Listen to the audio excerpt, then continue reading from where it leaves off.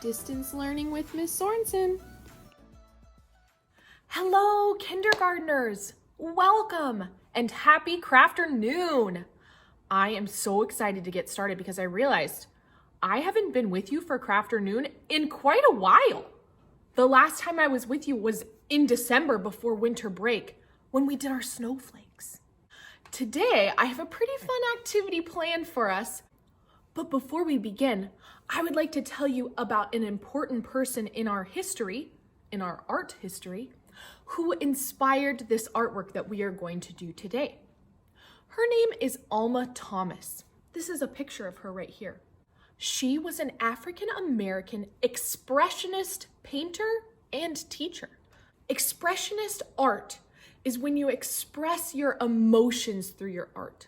A lot of times when people create artwork, they're showing something physical in their artwork, maybe an animal or a place, a type of plant, maybe a building of some kind. When you are an expressionist artist, you are expressing yourself through emotions. In your paintings, in your building, in whatever kind of art you are doing, you are expressing yourself through it by showing your emotions in your artwork. And for Alma, she was a painter. So often when you would look at Alma's pictures, they would be bright and colorful. Lots of things were coming through the art that we wouldn't necessarily think, oh, that is a panda bear. We might get a feeling from it. Maybe we're feeling happiness because there's bright yellows and reds and purples. Or maybe they're kind of a darker blue, even a lighter blue, maybe kind of a darker green. Maybe she's trying to show sadness, even red with anger. Feelings and emotions were coming through her painting through colors and through geometric shapes, which is one of the reasons that I chose to do some artwork inspired by Alma Thomas. We just finished geometry last week. Let me show you a couple of examples of her artwork and tell you a little bit more about why Alma Thomas is so important to our history. Let me show you a couple of examples. This right here is a very famous painting done by Alma of a sunset. Are you noticing some geometric shapes? Right. Her whole painting is made out of geometry. I'm seeing lots of little tiny rectangles. Yep, and what's that big shape in the middle? It's a 2D shape. Right, a circle. She is creating a pattern. Remember, a pattern is something that repeats itself over and over again. She's creating kind of a pattern with colors in this picture. We see that circle in the middle, and then as it gets further and further out, there are different size rectangles and different colors that go around the circle and are also kind of in a circular shape too. Let's take a peek at another one. This picture right here, we're not seeing a geometric shape in the middle of our picture like we were before, but we are seeing some geometric shapes. What shapes are you seeing? Right, more rectangles. What does it look like she made out of rectangles? What is that big, large object? We see a lot of them in Washington. What does that look like to you? Yeah, a mountain. Right, we're seeing some greens and blues and yellows that make up this mountain. And then above it, maybe a sunset or a sunrise. We're seeing those colors and those shapes all over the picture. Her whole page is filled with geometric shapes and colors. Let me tell you a little bit more about Alma. She was born in 1891 and she passed away in 1978. So Alma was alive during that time. We've been talking about Black History Month, Black Lives Matter. Alma was around during the time of segregation. This was a time, like we've been talking about, that Black people were treated very unfairly and were not given chances like white people were to do important and big things in our history. But Alma, even with all the negativity towards Black people and all of the unfairness, She fought through. She became the first African American to earn a college degree in the fine arts. Wow. She also was the first African American artist to have their artwork shown in the White House. Let me show you a picture. This is a very famous painting done by Alma Thomas called The Resurrection, and it is still found in the White House today. Even with all of the segregation and all of the prejudice that she had against her, Alma did amazing things in our history. There were a few reasons that I wanted to do artwork inspired by Alma Thomas. The first is because we are talking about Black History Month, and she is a very important African American artist in our history. The other reason that I wanted to do artwork inspired by Alma is because of the colors that she uses. She uses lots of bright colors. She uses lots of things to show those emotions. And I thought, there's a holiday coming up that uses lots of bright colors. Does anybody have any ideas? I'm wearing one of the colors that we think of when we think of this holiday. Yeah, Valentine's Day is coming up. And a lot of times when people think of Valentine's Day, they think of those bright, beautiful colors like pinks and reds and whites and purples. So I thought, not only are we honoring a very important African American woman in our history, but we can also do some geometric thinking. We just finished that last week. And we can do some Valentine's Day celebrating as well. So let me tell you about some of the tools we're going to be needing for our art project today. The first thing that we're going to be needing is some sort of paper background. I'm going to use a black piece of paper for my background, black construction paper, so that it helps my colors pop out. You can use white if you choose, or any color that you would like. Whatever you have available is fine. I'm going to be using a black piece of paper today. We are going to be needing some strips of paper, some long rectangles like this. I just took a piece of construction paper and cut out long strips with my scissors. I also wanted to use lots of colors in my artwork. So I have a red paper, I have purple paper, I have pink, I have kind of a magenta color, and I have a white color. These colors are inspired by Valentine's Day. If you would like to use different colors, that's up to you. Whatever you have available is totally fine. And now, I didn't just make one strip of paper. Let me share my screen with you and show you. I cut out a lot of strips. You don't need to cut out all of these strips. You can cut as you go, as you need strips. So maybe you start with a few colors, you cut a strip, and then you cut another strip. Let me move over. I'll show you what I mean under my projector. Okay, can you see? Great, look at, I use so many different colors. I have my red, I have my purple, I have my pink, my magenta, my white, lots of different colors. Again, I cut out way more than I'm gonna need. I was getting very excited about my artwork. So what we are going to be doing is changing these strips of paper into little tiny rectangles. A way you can do that is with scissors, cutting little tiny rectangles. I'll do it underneath my camera. You could do it like that. Or you could do it by tearing, just like that. So that is up to you in what way you would like to do it, tearing or cutting. I decided to tear for my strips of paper, so let's do a little movie magic here and change my strips into my little torn pieces of paper, because if I showed you how long that took me on the camera, you would get very bored. So I'm gonna do a little movie magic here, movie magic, and okay, one color. Let's do a little bit more movie magic. Here we go. Okay, we got two. Let's do a couple more here. Okay, two more to go. Let's see if I can do it. If I concentrate super hard, maybe I can get both of them at the same time. Here we go. Ta-da! There we go. Okay, so now with my little bit of movie magic, I have turned my strips of paper into small little rectangles.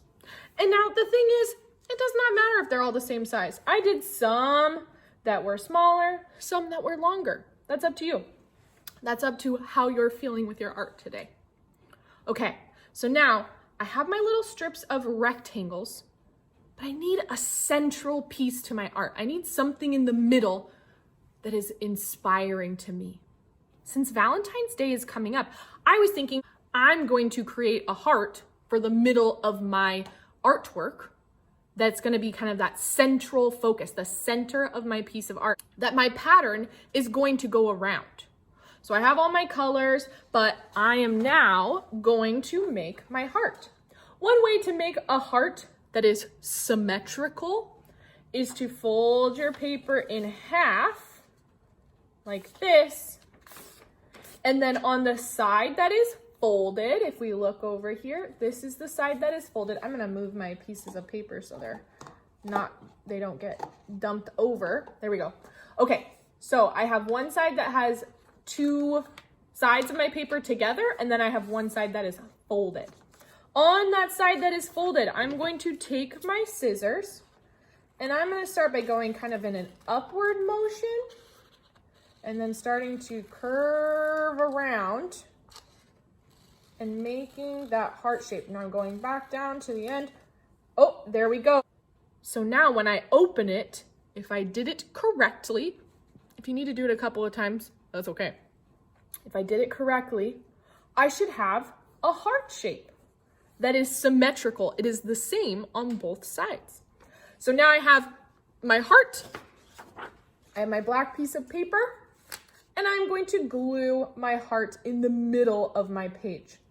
To do that, I am going to take my glue stick, and I'm kind of like when we glue rectangular pieces of paper, I'm going to go around the outside perimeter of my heart, not using too much glue because I want to make sure I have enough for all my little pieces of paper. And then maybe I'll go up the middle, maybe one on each side. It's a different shape than our normal pieces of paper, but the same rules apply. You don't want to use too much glue. There we go. I'm putting it as close to the middle as I can. There we go. And now I'm going to hold and press it so it sticks. I'm going to count to 10. Here we go. 0, 1, 2, 3, 4, 5, 6, 7, 8, 9, 10. So now I have my heart in the middle of my page, as close as I can to the middle. Maybe you have a different geometric shape in the middle. Maybe you have a diamond, or maybe you have a square. Maybe you have a star. Maybe you have a house shape. You can decide what you want to put in the middle of your picture. It's up to you. It's how you're feeling. It's your expressionist artwork. Okay, the next step, the fun step. So we have all these little pieces of paper. I have mine in little cups like this to help me. Maybe you put yours on plates somewhere so you don't lose them, because if you even sneezed and they were on your desk or something, they would go everywhere. So you can either do the strategy where you put them in cups like I did, or another strategy that you can do is called the glue, rip, and stick. You start out by gluing where you want your piece of paper to go, putting a little dab of glue, or you could put a long strip of glue, depending on how you want to do it. You can rip off a rectangle, the size of your choice, and then glue it and hold it down where you would like it to go. That's up to you. You can do my strategy where I ripped them all first, or you can rip as you go. If you feel like you're gonna make a big mess and would rather just rip as you go, you can do the glue, rip, and stick method. That's up to you. Okay, so now I have my background page.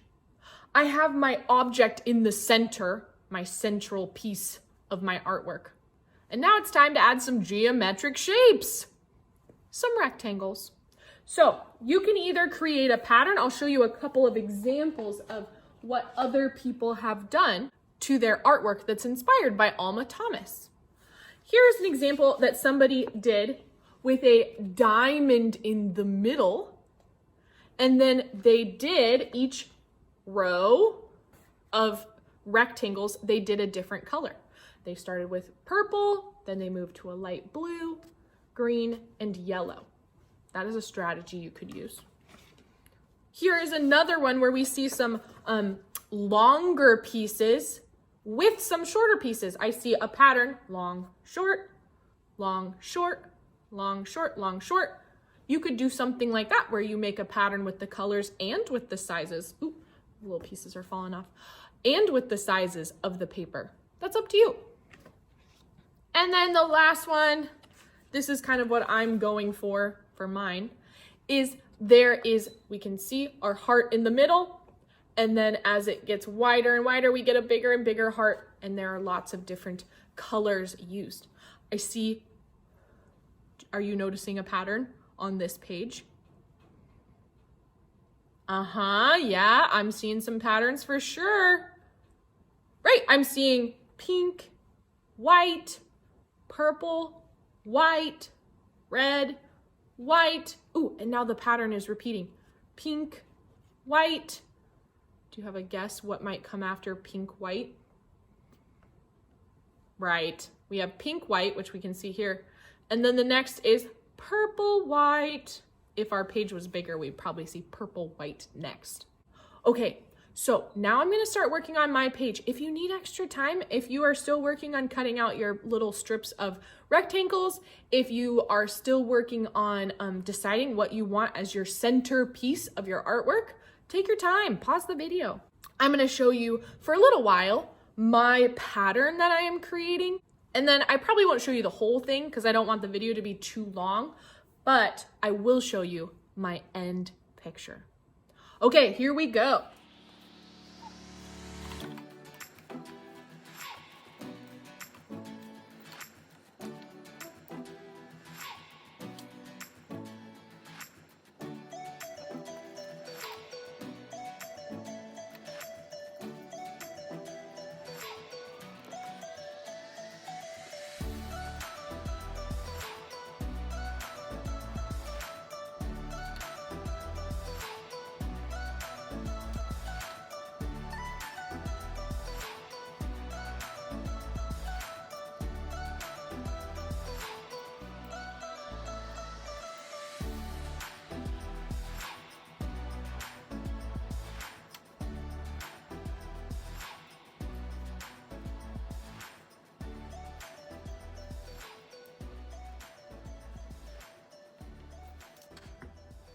Okay, so now I have the first layer around my heart.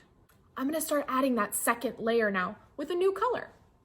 I think I'm gonna choose, I think I'm gonna choose purple or this magenta-y color. Okay, so I'm gonna start with that next.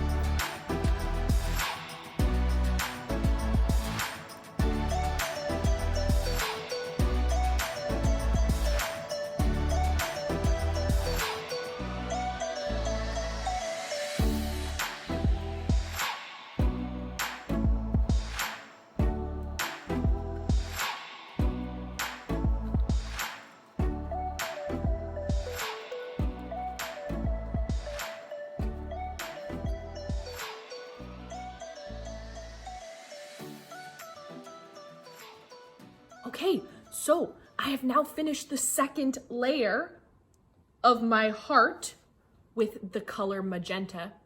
I'm gonna continue working on it, but I'm gonna turn my camera off for a little while and finish it up, and then I'll come back on and show you my final product.